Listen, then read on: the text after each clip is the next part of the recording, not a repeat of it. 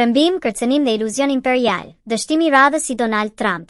Deklaratat e fundit të Donald Trump për Venezuelën përbëjnë një nga episodet më të rënda të shkeljes së rendit ndërkombëtar në dekadat e fundit.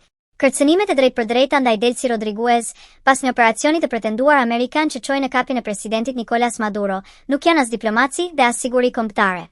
Janë arrogancë koloniale e veshur me gjuhë force. Në intervistën për The Atlantic, Trump sugjeron dëshkime edhe më të rënda se ndaj Maduros, duke folur hapur për drejtimin e përkohshëm të Venezuelës nga një ekip i emëruar prej Shtetet e Bashkuara të Amerikës.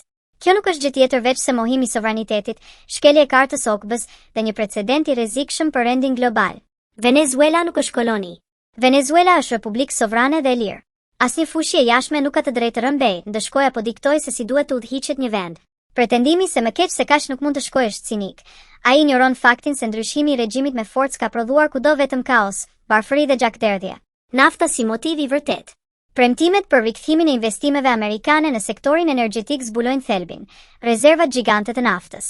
Retorika e sigurisë së shpërndetimi për një synim të vjetër, kontrollin e burimeve. Populli venezuelian e ka kuptuar qartë këtë dhe nuk pranon të kthehet në koloni ekonomike. Doktrina Monroe, rikthim në shekullin 21.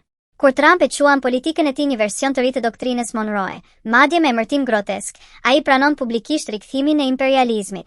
Aludimet për ndërhyrje të tjera deri te Groenlanda, territor gjysmë autonom i Danimarkës dhe aleat e NATO-s, tregojnë një mendësi që sfidon jo vetëm Amerikën Latine, por edhe aleatët. Dështim i përsëritur.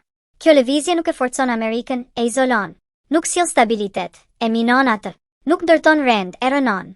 Trump dështoi sërish, siç ka dështuar në çdo front të kësaj qasjeje, duke prodhuar më shumë pasiguri dhe duke ekspozuar mungesën e këshillës së matur brenda administratës së tij. Bota e sheh qartë, kërcënimet dhe rëmbimet jashtëligjore nuk janë forcë, janë dobësi. Dhe sovraniteti nuk negociohet me ultimatume.